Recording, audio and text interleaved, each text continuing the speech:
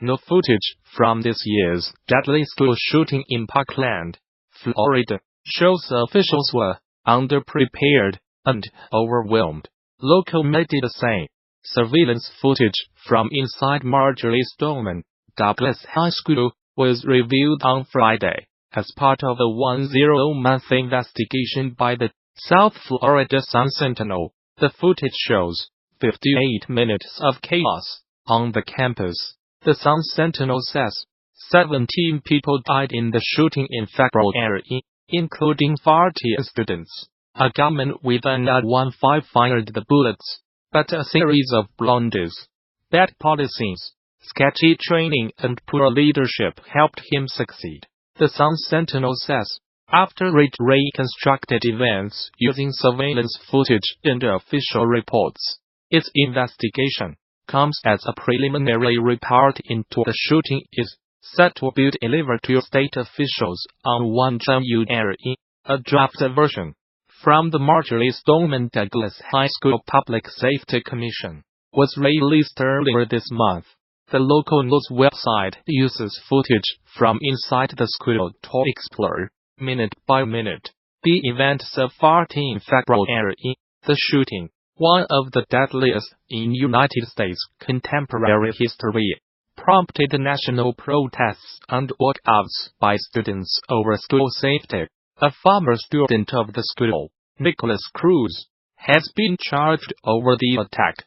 The Sun-Sentinel's timeline shows that despite the suspect entering the school campus with a rifle bag, several members of staff appear to fail to promptly report a code-red measure that could have put school students into lockdown. Instead, the building's fire alarm went off, prompting some students to leave their classrooms, heading towards harm's way. Footage shows authorities saying Nicholas Cruz, a former student of the school, killed 11 on the school's first floor and 6 more on the school's third floor. The students on the third level died outside of classrooms in the corridor and stairwell. Officials say one student, Joaquin Oliver, died outside a bathroom that had been locked, apparently due to ongoing problems with students vaping inside them. The 407-page draft document collates more than 9 months of timelines on testimony. Its contents touch on failures like closing school gates and detail the online activities of the suspect, strongly hinting toward his intentions in advance of the attack. Scott Peterson, an armed officer stationed at the school, received heavy criticism, including from the President Donald Trump, for failing to enter the school building and engage the shooter. But both the Sun-Sentinel's investigation and the commission have pointed to wider policing failures. 7 officers who arrived on the scene were recommended by the preliminary report for further internal review. Since Columbine, officers are taught to reach toward gunshots and neutralize the killer. But the first Broward deputies do not ration, the Sentinel reports, referring to the 1999 Colorado school shooting that left 13 people and 2 perpetrators dead. The newspaper uses diagrams and body cam footage to show the police delays outside the building. The draft report also revealed this may have been compounded by confusion involving the rewinding of surveillance footage. Some officials believed that footage being played backwards live, meaning their timeline of where the gunman was distorted. As the Sun-Sentinel put it, Cruz has already walked to a nearby Walmart and ordered a drink at Subway, while police believed he was on the building's second floor. The newspaper's investigation included newly available footage of the gunman running away from the school after he discarded his weapon in an attempt to blend in with the evacuating students. Andrew Pollock, whose daughter died in the shooting, shared the Sun-Sentinel's piece on Twitter describing the alleged failures it laid out as heartbreaking. He also called for Broward County's Sheriff, Scott Israel, to resign from office. This minute-by-minute playback with so many missed opportunities for intervention is heartbreaking. I do not know how at Broward Sheriff at Robert Transit could watch this and not immediately resign. Fix it https://:154NLGYW. End of Twitter post by @AndrewPolakvo. The sheriff has faced mounting pressure regarding his office's handling of the shooting. Following the draft report, Mr. Israel released a document detailing changes implemented, already including additional training for its officers. In a statement this week, he asserted the reforms were not the end of the process, insisting it would also implement recommendations from the Commission. The Commission's panel voted 30-1 in favor of state lawmakers allowing trained teachers to carry firearms in school. The proposal is backed by President Trump, and earlier this month his administration's Federal Commission on School Safety also threw its support behind it. In 40 states, there are already some teachers that carry guns, but a wider policy remains politically divisive. Some parents of victims and surviving students have spoken out against it in recent days. One of school's students, who helped lead national protests in the aftermath, Cameron Kasky, wrote for CNN that he was shocked by the recommendation and denied it would make him feel safer. A popular tourist attraction has become the latest Chinese company to show solidarity with Huawei's chief finance officer, Meng Wanzhou, who was arrested in Canada on 1 December. Shannon Mountain Scenic Park, in eastern Hainan province said it would waive the $9.65 ticket fee for anyone carrying a Huawei phone. Ms. Meng, who was given bail in Canada, faces extradition to the United States on charges of breaking Iran sanctions. Her case has upped tensions with China. Use Huawei phones. Shoot grand photos on the mountain.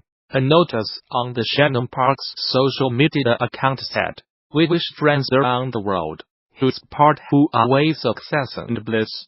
The offer would last until 29 December. The South China Morning Post reported, but it was met with some criticism among China's social media users, who claimed it was discriminatory. Huawei phone owners are being offered other enticements too. They can get a 20% discount at a border in Beijing. Seen in Beijing, bring a Huawei phone and get 20% off. Similar to this story we covered yesterday, https://qxl19ypqlpic. Twitter.com Sokolov. End of Twitter post by @LuOceanG. At least one firm has threatened to penalize anyone buying Apple products. A few days ago, Manpada Shenzhen-based LED and display manufacturer offered subsidies to any employees buying Huawei phones. It also pledged to fine anyone who bought an Apple iPhone. United States prosecutors alleged Ms. Meng, 46, used a Huawei subsidiary called Skycom to evade sanctions on Iran between 2009 and 2014. They also alleged she publicly misrepresented Skycom as being a separate company from Huawei, and that she deceived banks about the true relationship between the two companies. Ms. Meng, who is the daughter of Huawei's founder, has denied any wrongdoing and said she will contest the allegations. Life of Huawei's high-flying heiress. The United States has been investigating the Chinese telecoms giant, the world's second-largest smartphone maker, since 2016, believing that it used Skycom to bring United States manufacturing equipment and millions of dollars in transactions to Iran in violation of sanctions. Ms. Meng's detention comes amid an increasingly acrimonious trade dispute between Washington and Beijing. China is angry at her detention, saying she has not violated any laws. Beijing has threatened severe consequences unless Canada releases the executive. Since her arrest, 2 Canadians, a former diplomat, and a businessman have been detained in China on suspicion of harming national security.